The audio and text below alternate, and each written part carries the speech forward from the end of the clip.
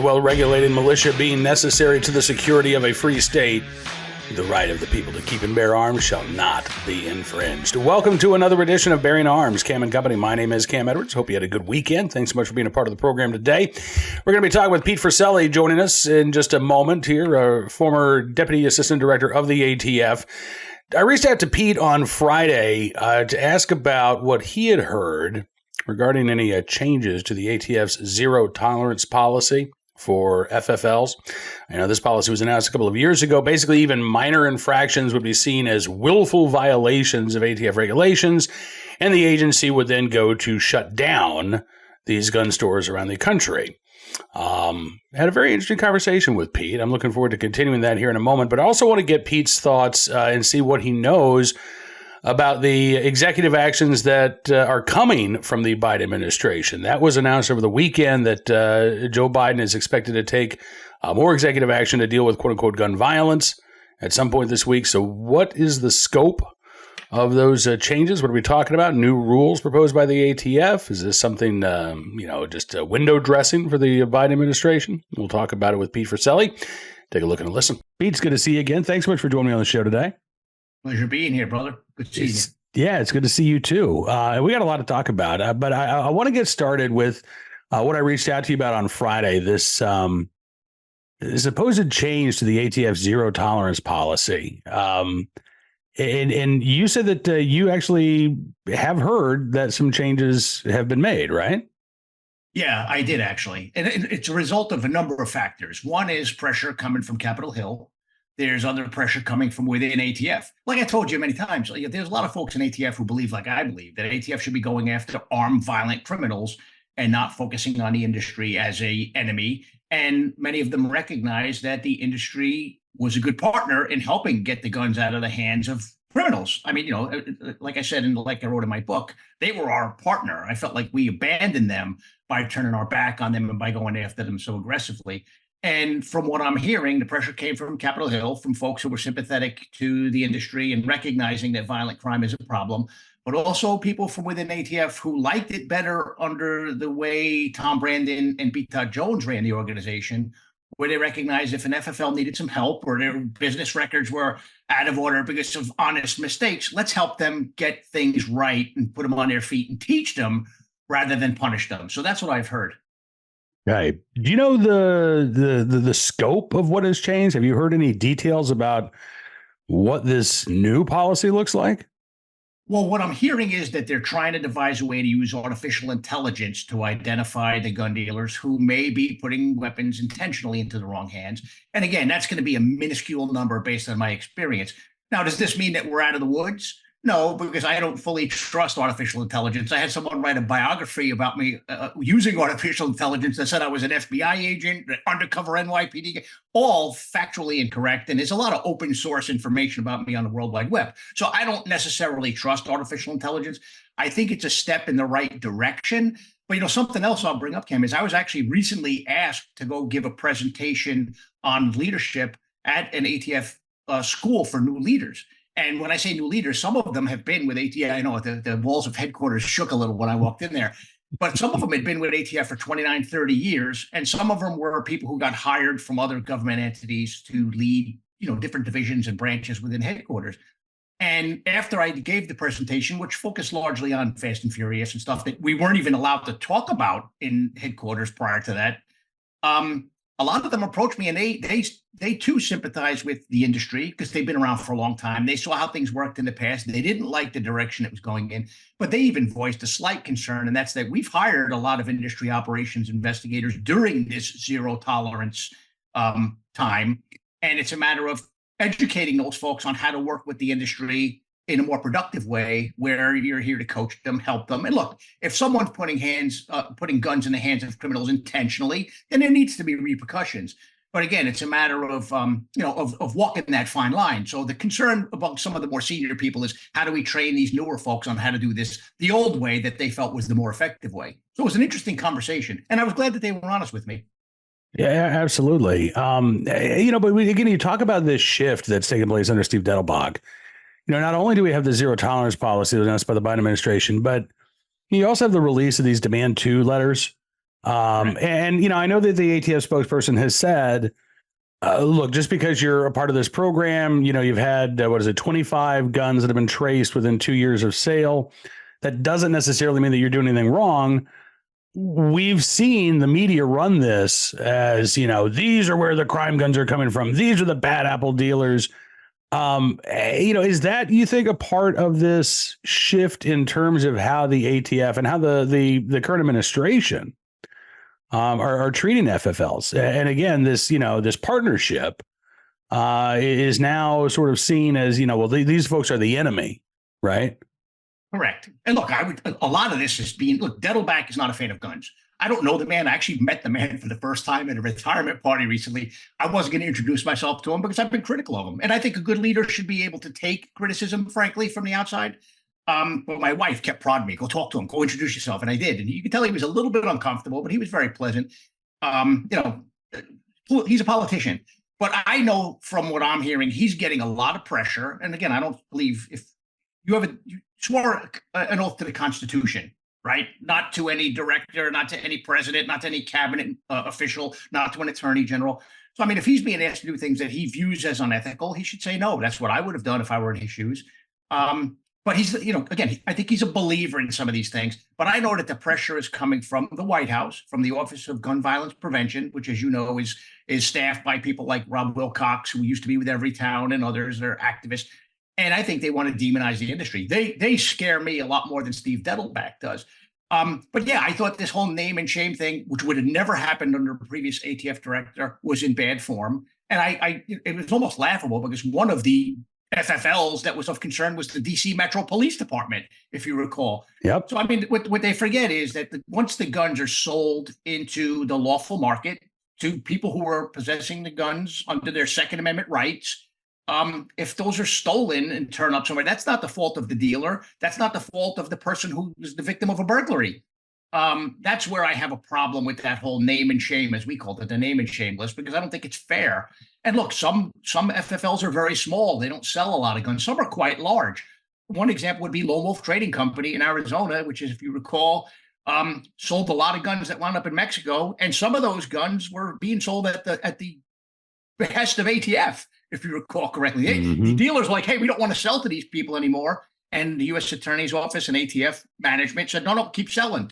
So, I mean, there's a lot of things that factor into how these guns wind up in the street that really are not the fault of the dealer in 99% of those instances. And candidly, often aren't the fault of the person who buys them, with the exception of straw purchasers, which, as you know, are buying it for people who can't buy guns, which is a crime. Punish the criminal, not the industry, not the inanimate object that's being traded as part of that lawful commerce. That's right. And listen, I mean, even when it comes to straw purchases, it's not always as egregious as, a couple walking in, the guy pointing out the gun for his girlfriend to buy. A lot of times these are people with, again, most of the time, I would say these are people with no records. Walk into the store, they buy a firearm. There's nothing necessarily that would trigger anything on the part of the seller to say, okay, this is a suspicious sale, right? I mean, this is something that gun store employees are trained to look for. And this is something that I think there's a partnership between FFLs and law enforcement in that regard. But, just because a gun is straw purchased isn't necessarily an indication that there was a willful violation of federal law on the part of the seller. Oh, absolutely. And that's why ATF, the title of an ATF special agent technically is criminal investigator. They're supposed to investigate these things. I went with my wife to buy her Glock 43. I helped her pick it out to someone that might have looked like a straw purchase. Obviously she wants to be able to defend herself with crime on the rise and whatnot. But look, to your point, the dealers were taught in conjunction with the National Shooting Sports Foundation, by the way, who were great partners with ATF, to work on a training curriculum to help the dealers identify these straw purchasers. But let's be honest, the straw purchase is an act of deception. The ones who are buying to pass that gun off to a criminal, they know that before they walk into the store. That's an act of deception. So if the dealer can't pick up on that deception because the person's really good at deceiving, that's not the fault of the dealer. That's the fault of the criminal, who's just a really effective criminal, as opposed to the person who's there, who in some ways is the victim of the crime. Because look, these are mom and pop shops in most instances. them losing their license means they lose their livelihood. They're not going there breaking the law on purpose to put guns into the hands of criminals. I found that most FFLs are probably as strong law and order folks as most of the agents that I worked with. Yeah, I would agree with that. I mean, at least based on the FFLs that I know. Yeah, a couple minutes ago, you mentioned the White House Office of Gun Violence Prevention. Rob Wilcox, Kamala Harris is, ostensibly in charge of that White House office. We heard over the weekend that Joe Biden is planning on announcing some additional executive actions to deal with "quote unquote" gun violence. I'm curious, have you heard anything about what those new executive actions might be? I have not. It's concerning. Look, I'll be honest with you. When I heard that Kamala Harris was going to be the gun czar in way back in the day, I was a little bit relieved because I saw how ineffective she was at the border. So I figured there was going to be a title and she would completely not do a damn thing towards that end. But she hired some people who were pretty aggressive and adamantly anti-gun. And again, I don't see Steve Dettelbach pushing back. So I hope that ATF doesn't get used once again as a pawn in some of these stupid ideas that they have. But they've shown the ability to really stretch things. When I say they, I mean this administration with the use of executive orders. So it's troubling. If I hear things, I'll send you an email and we could chat in great detail about it. But at this point, I haven't heard anything, but it is concerning to me. Yeah, I'm curious. I mean, there's a part of me that says, okay, it's probably going to be something minor, maybe not even involving an ATF rule change, because of course that takes time, right? I mean, you've got to submit this for public comment. So even if Biden announced something, it wouldn't be finalized until after the election, maybe not until after whoever wins the election is sworn in. At the same time, there's a part of me that says, okay, well, maybe it's not going to be window dressing. Maybe they really are going to go for broke, make a pitch, to these voters. You and I have talked before about the efforts that are underway behind the scenes to go after Glock, right? So White House Office of Gun Violence Prevention has been pushing ATF to reclassify Glocks as machine guns because of their supposed ready convertibility. And so there's a part of me that wonders, okay, are they going to go big, in advance of the election, or are they going to, just do sort of, more minutiae stuff that will get a press release or two, will, put the issue of "quote unquote" gun violence out there for, 24 hours or so. Again, I don't know which way they're going to go. I could see it going either way, quite frankly. But, talking about Kamala Harris, how concerned are you about her lack of specificity when it comes to her gun policies, right? We know she says she wants a ban on so-called assault weapons. Her campaign says she no longer believes in the mandatory buyback, "quote unquote," of these firearms. She talks about, red flag laws, universal background checks. How concerned are you, Pete, about what 4 years of Kamala Harris in the White House would mean for the right to keep and bear arms? Oh, I'm terrified by it, frankly. And look, she flips more than pancakes, man. Let's not kid ourselves. And let's not forget, she is apparently a gun owner. I believe that, like I believe that I can actually, spit at the moon and knock it out of the Earth's orbit.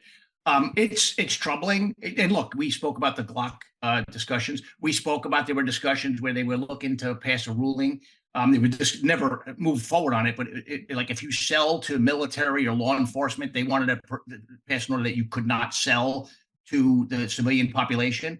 And apparently they floated it past either SIG or somebody like that. And they were like, "Are you kidding me? We'd stop selling to the government because our bread and butter comes from civilian sales." So they're exploring a lot of different options.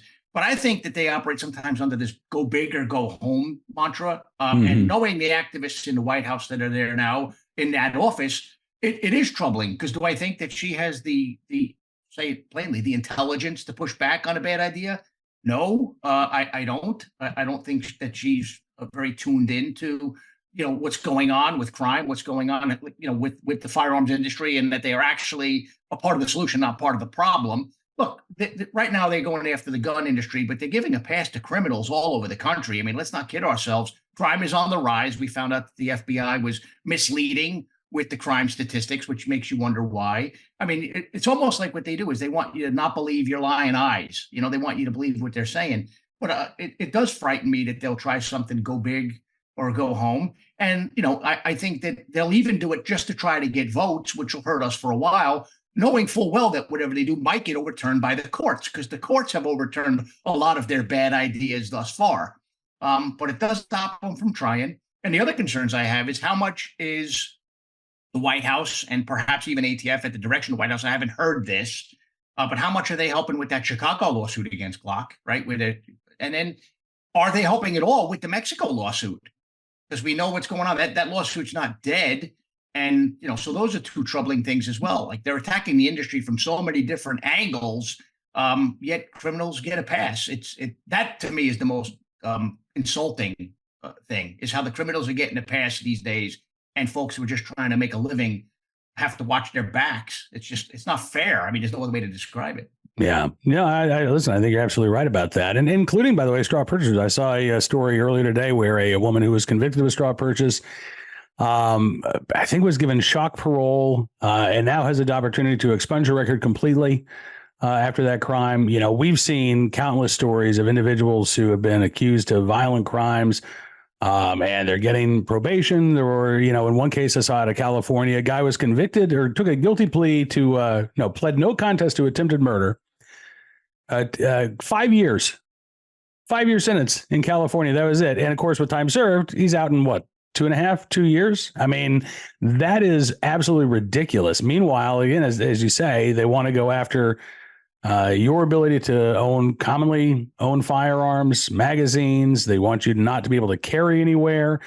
Maybe not you, Pete, because there are generally the exceptions for law enforcement or former law enforcement. So you guys are special. But me, they don't want me to be able to carry anywhere, right? And I suppose on down the line, once they restrict the rights of people like me, then they go after the rights of people like you too, right? Then all of a sudden it's police violence is gun violence. So we can't exempt you anymore.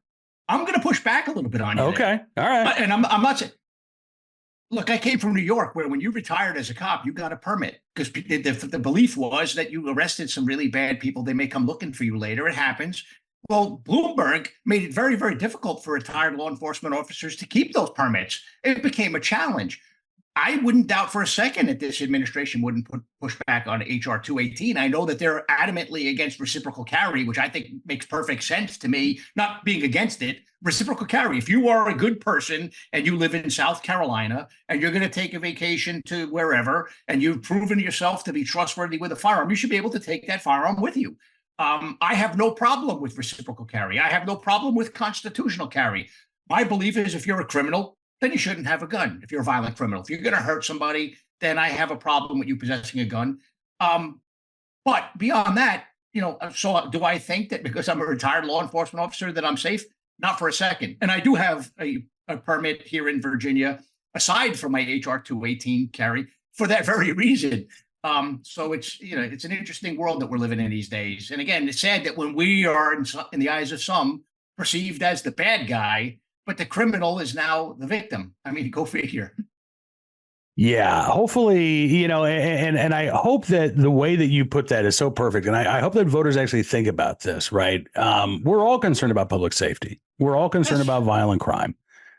The question isn't who cares more, right? The question is, what do we do about it?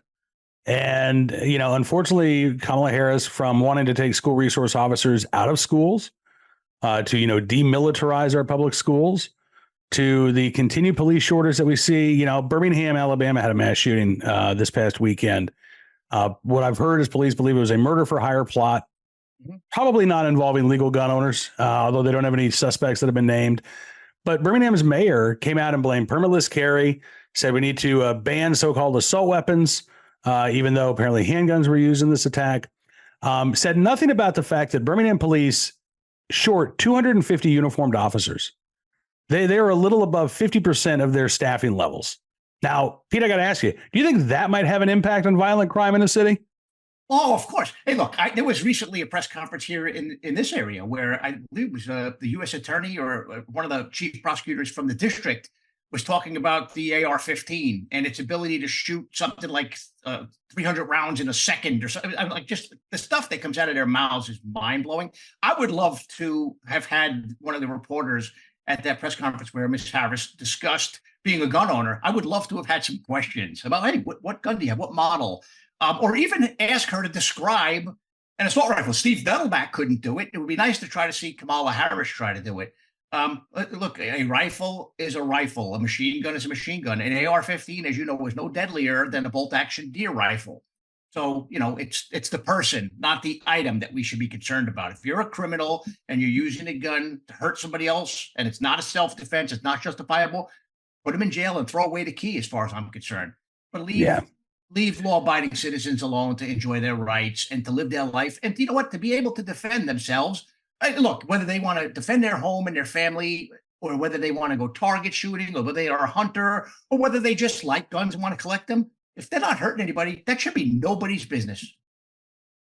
Amen. I'm right there with you. And I'm also with you when it comes to the reporting and the questioning that Kamala Harris has been getting. In fact, I wrote something for Bearing Arms earlier today.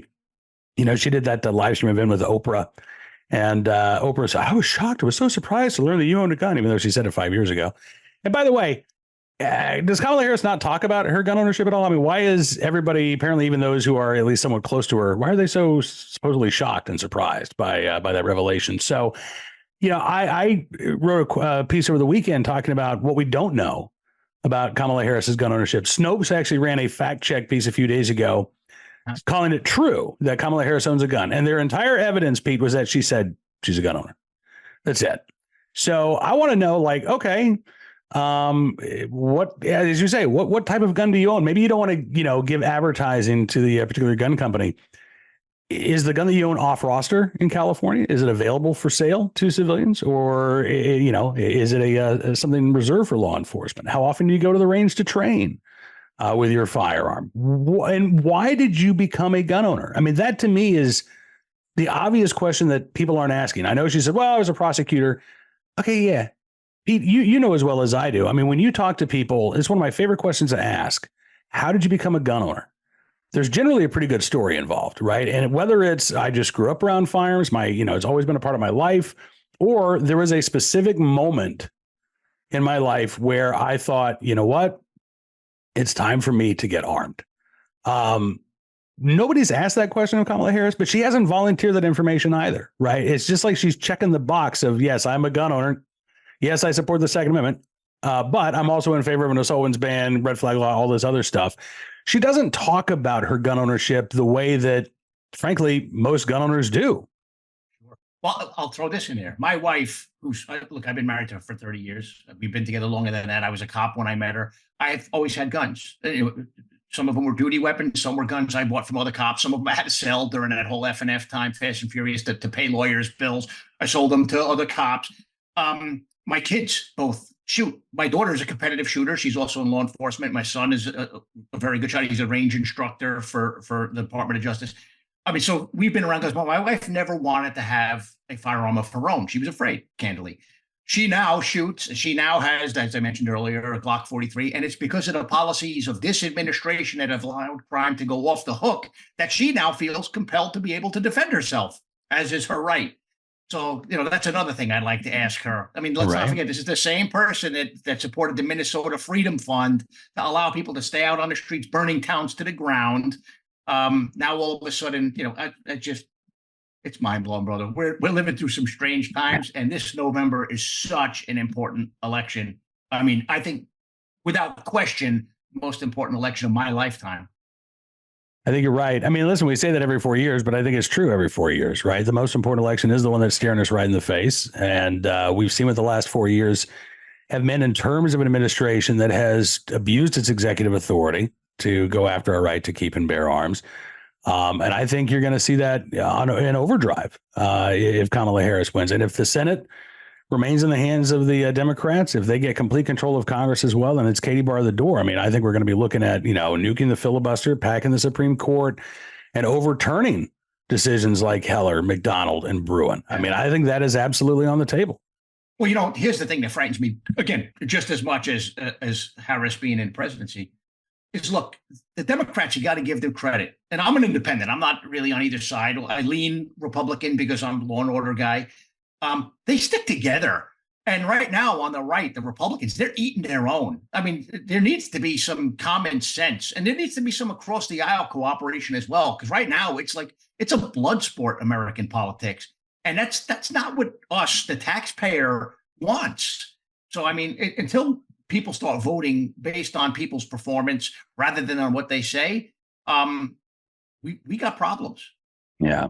Well, I think we're going to have some problems for the foreseeable future because I don't know that we're going to see a huge change in how the electorate is voting. Certainly, that's how, I think the Harris campaign is well aware of that. And I think they're playing into that. I think it's part of their campaign strategy, right? Keep her on lockdown as much as possible. Hold these interviews only when, it's going to be either a friendly interviewer like Oprah, or it's going to be a local news anchor who's not going to have the knowledge base to get into specific questions, right? She's not going to sit down with me. She's not going to sit down with Stephen Gutowski of The Reload. She's not going to sit down with anybody who actually knows anything about Second Amendment issues. When she was asked at the National Association of Black Journalists about handgun violence, and kudos to the NPR reporter who actually asked her about this and tried to press her on it because she immediately tried to shift to, well, let's ban assault weapons. She got it so wrong. Yes. Pete, I mean, right? She talked about, background checks, gun dealers can go to flea markets and they don't have to register their sales. Like somehow laws are different for FFLs when they're selling at a swap meet or a flea market. That's not the case.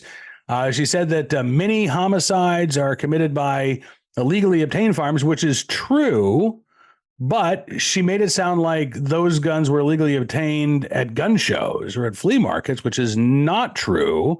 According to a 2016 DOJ study, over half of the firearms that were either used in crime or possessed by somebody when they were arrested for a violent crime were stolen.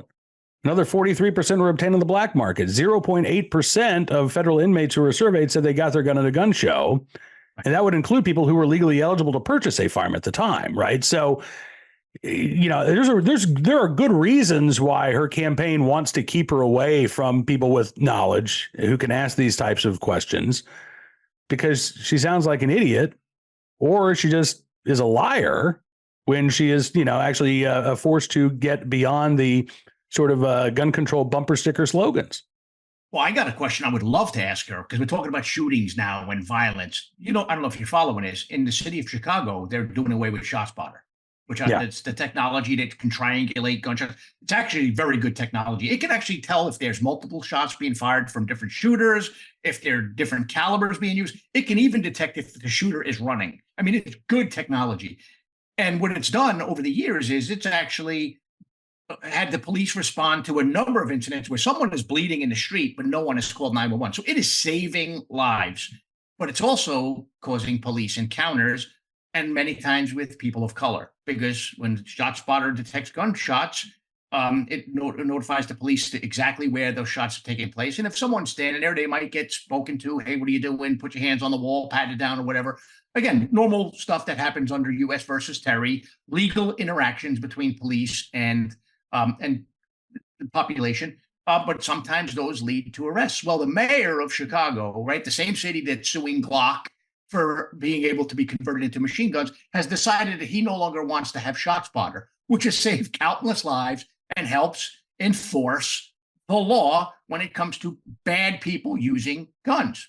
So I would love to ask Kamala Harris what she thinks of that, since she's so tough on crime and wants to protect people from illegal guns, when a member of her own party has decided to abandon technology that works superbly at not just putting people in jail who were shooting at other people, but saving lives in those instances where someone is shot and the bad guy has fled the scene and that person's laying there bleeding out when no one has called 911 because people are afraid to get involved these days. So it's just, again, we're living in some crazy times, brother. We absolutely are. Pete, thank you, man, for coming on the program. And as always, good talking with you. I'm glad to see you're doing well. And I look forward to doing this again very, very soon. Same here, brother. God bless you and yours. Take care. My thanks to Pete for joining us on the program. Looking forward to having him back again here very soon. And since Pete was talking about the soft on crime attitudes of Democrats, hard on law-abiding gun owners, I think it's a pretty good segue for today's recidivist report, our good deed of the day, and our armed citizen story. We'll start, however, with the soft on crime story, right? This one comes from Baltimore, Maryland. Democrat-controlled Baltimore, Maryland, and Democrat-controlled Maryland, right? Maryland, the state legislature there, firmly in control of Democrats. Democrats have a lock grip on city government in Baltimore, so you can't really pin the blame on what's going on with violent criminals on Republicans, although I'm sure the Democrats would love to do so, right? So there's this headline from WBAL in Baltimore. Makes me very anxious. Assault survivor frustrated with sentencing in her case. The victim, who is not being named because she was the victim of a crime, was attacked while walking home last November near Lombard Street and South Patterson Park Avenue. She said, now if I'm walking, especially at night, if someone's behind me, it's nerve-wracking. Even during the day, if someone walks behind me or even thinks about someone walking behind me, it makes me very anxious. She was thrown to the ground. She was punched. She was kicked in the head. Her assailants were a 12-year-old and a 14-year-old. They took her keys. They tried to steal her car before they were caught. According to WBAL, the boys were released just hours later. They weren't taken to juvenile detention. They were just sent home to be with their parents. The victim said she pushed prosecutors to charge them with more than just robbery, and eventually they were charged with 12 different counts. But as you know, it doesn't really matter how many crimes you're charged with, right? The vast majority of time, you're going to get offered a plea deal. And that's what happened here. The WBAL reports the 12-year-old took a plea. The now 15-year-old, who was 14 at the time, actually decided to go to trial and was found guilty of assault, robbery, and attempted car theft.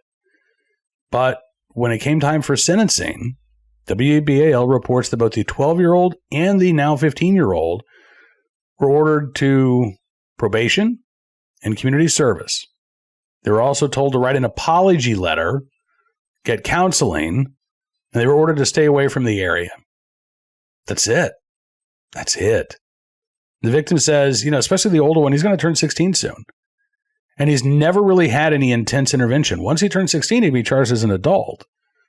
She said, the victim did, she was hoping for more. Not only to provide consequences for the brutal assault that she suffered, but again, to actually start to rehabilitate these teens, right? To show that there are consequences for your actions. She said, it's the final piece for me. It's not the final piece for them, the community or the system. I feel like there's still a lot of work that needs to be done. The victim says last Thursday at the 12-year-old sentencing, he's the one that took the plea deal. She learned that the boy is a person of interest in 40 different cases. And she said that she has been told, she didn't say by whom, but that she's been told that both of these kids have continued to commit crimes after she was attacked. And again, without any consequences, why would they change their ways? So you don't go to school for a day because you have to go to court. So you get arrested and then you get sent home to your parents instead of juvenile detention. I don't think either of those things. Oh, and you get probation when you're convicted or when you take a guilty plea. I don't think any of those things are conducive for rehabilitating these juvenile offenders. And yet, that's the status quo in Democrat-controlled Baltimore, Maryland.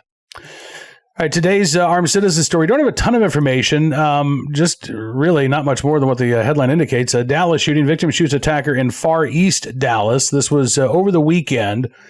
It involved a shooting at a home, according to Dallas police. It was about 12:30 Saturday morning when police were called to a home on Tres Logos Lane. Investigators say the suspect in this case was physically assaulting the victim with their fists. When the victim was able to get a hold of a gun, shot the suspect.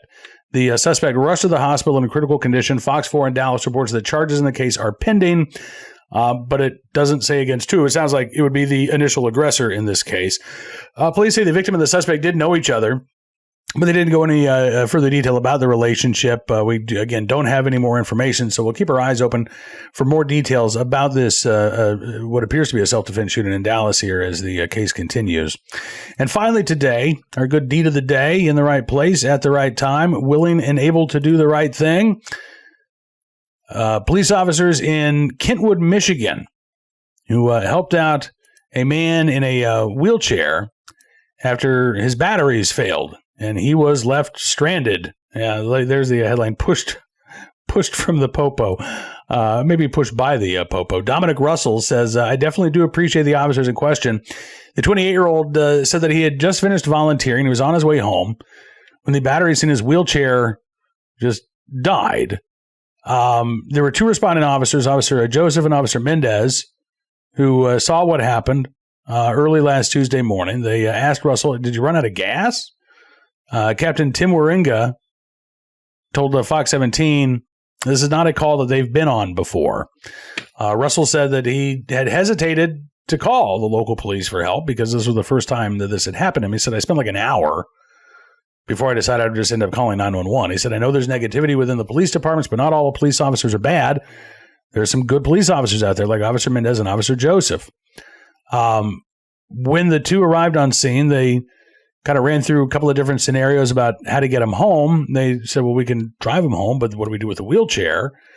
Waringa said, it's going to sound silly, but a tow truck to get the wheelchair home. So you can just imagine, so that kind of rolling down the road, we all know that's going to cost money. So in the end, the two officers, Officer Mendez and Officer Joseph, just decided that the easiest thing to do for everybody involved would be to push Mr. Russell back home in his wheelchair. Russell said, I definitely do appreciate him. It's about a mile away. Officers took breaks and switched on pushing Russell down the road. Russell said, I know it's hard work, not only pushing the chair, but then pushing a chair with somebody in it. One of the officers on his body cam can be heard saying, I haven't worked out this hard in a while. Took about 15 minutes, but Russell did make it home safe and sound. He said, I told them, like I've told other people, they could have just left me there. They could have been like, well, you got to find your own way. And so I'm grateful that they helped me out. So in the right place, at the right time, willing and able to do the right thing. Officer Mendez, Officer Joseph, they're in Kentwood, Michigan. Thank you for your very, very good deed. All right, that is going to do it for this edition of Bearing Arms Cam & Company. I want to thank you, as always, for being a part of the program. I'm looking forward to being back with you again tomorrow, talking about some of the latest Second Amendment news and information from all across the nation. But in the meantime, be sure to check out bearingarms.com throughout the day, where you are keeping you up to date on all of the latest Second Amendment-related stories, including Kamala Harris's latest whoppers. We've got, again, the response to the shooting in Birmingham, Alabama, and more, all waiting for you there at bearingarms.com. If you like what you see, I would also encourage you to become a VIP or VIP Gold member. Just go to bearingarms.com/subscribe. Use the promo code SAVEAMERICA, and you can get a significant savings on your VIP or VIP Gold membership. You'll get exclusive content, you get an ad-free experience, and other benefits. But you'll also be supporting the independent pro-Second Amendment journalism that we're doing at Bearing Arms. In this day and age of big tech censorship and anti-gun bias, like, frankly, I have not seen in 20 years of covering this issue. And your support is more important than ever before. So thank you again. Look forward to seeing you back here again tomorrow. Until then, do well, be safe, and be free.